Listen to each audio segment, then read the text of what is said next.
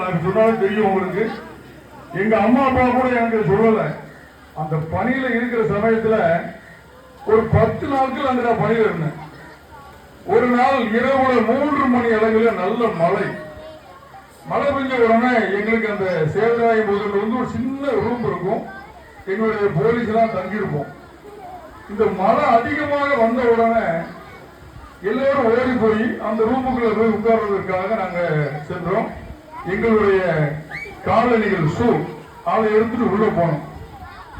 அந்த கம்மாளங்குளத்தை சேர்ந்த திருவாளர் நாராயணன் என்பவர் வந்து எக்ஸ் மிலிட்டரி. அவர் சொல்லுவாரு, ஐயா ஷூ எல்லாம் இங்க போட்டுருங்க, ஷூ மட்டும் போட்டுருங்க, தயவு செய்து போட்டுருங்க. நான் இப்ப சொல்லக்கூடிய விஷயத்த கற்பகனுடைய அத்தனை உள்ளங்களும் தெரிந்து கொள்ள வேண்டும் என்பதற்காக. அப்போ எதுக்கு ஷூ வெளியே போட சொல்லுங்க ஐயா, நனைஞ்சிருமே அப்படின்னு.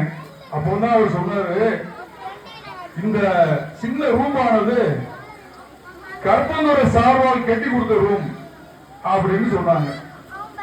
அப்ப கற்பகனுடைய சார்பா யாருன்னு நான் கேட்டேன்.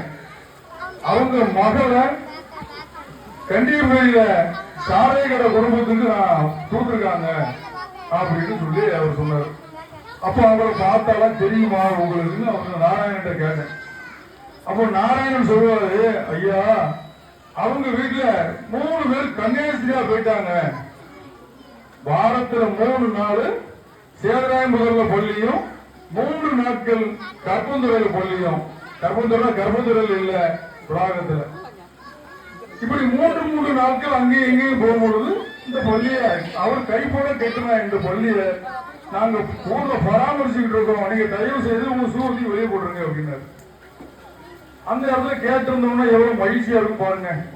நம்ம தாத்தா பேர எங்கேயோ ஒரு நபர் சொல்லி பெருமைப்படுறாருன்னு சொல்லி அதுக்கப்புறம் தான் நாங்க காலையில 4 மணிக்கு அவர் வீட்டுக்கு ஓடி போய் பேசிட்டு இருக்க சொன்னேன். அந்த சாரை கடையில கல்யாணம் முடிச்சு கொடுத்த கற்பந்துறை சேர்ந்த மேரி அவருடைய பையன் அப்படின்னு சொன்ன உடனே அவர் என்னை கெட்டி பிடிச்சு முத்தினார்.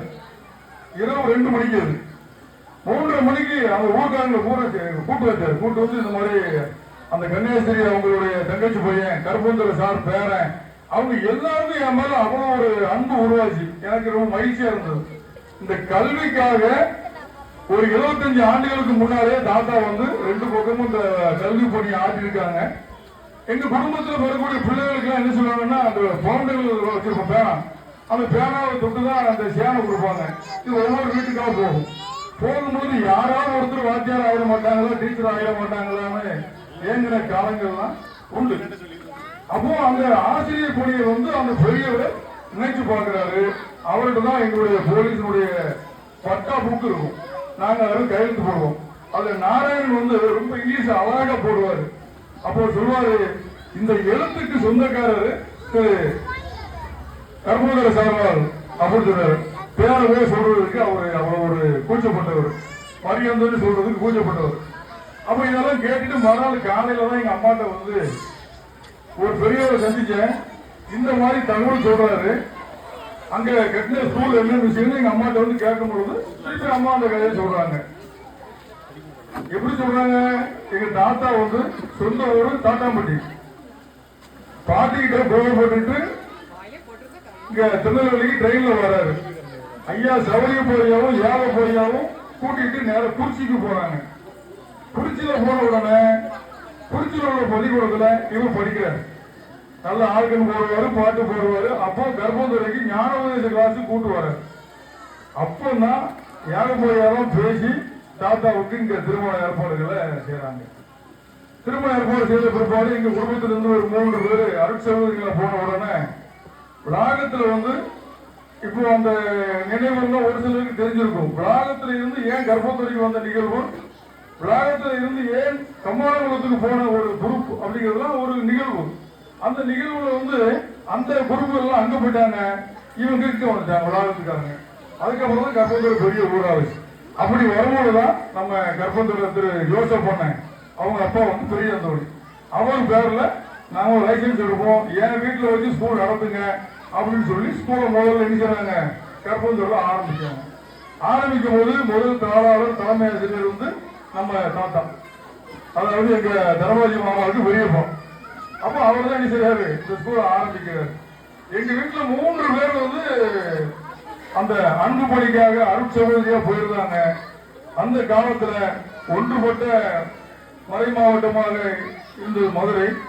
நம்ம வந்து வீரவனூர் பங்குல இருக்கிறோம்.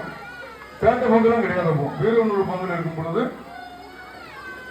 மதுரை மெட்ராசனத்தில் இருந்த நமது தந்தையர்கள் 3 பேரு மேல விஞ்ஞானபுரத்தை சேர்ந்த, இப்ப காட்டூரா இருந்துச்சு, இப்ப மேல விஞ்ஞானபுரம். அந்த மேல விஞ்ஞானபுரத்தை சேர்ந்த திரு ஜோசப் சேவியர் அருட்தந்தை அவர்களும், பீட்டர் குழந்தை அடிகள் அவர்களும், திரு அருள்ராயன் கருத்துக்குள்ள சாமியார், இந்த 3 பங்கு தந்தைனா இந்த பள்ளிக்கூடத்தை தொடர்ந்து நடத்தணும்னு சொன்னா மறை மாவட்டத்தால தான் முடியும்னு சொல்லி இந்த பள்ளிக்கூடத்தை யாரும் செய்யறாங்க, நம்முடைய மதுரை மேற்காசனத்துக்கு அந்த பாதர் வழியாக நம்ம அன்றைக்கு கொடுத்துட்டோம். கொடுத்த பிற்பாடு இந்த பள்ளியானது இந்த அளவிற்கு இன்று வளர்ந்திருக்கிறது. அது மிகவும் போற்றுதலுக்குரியது.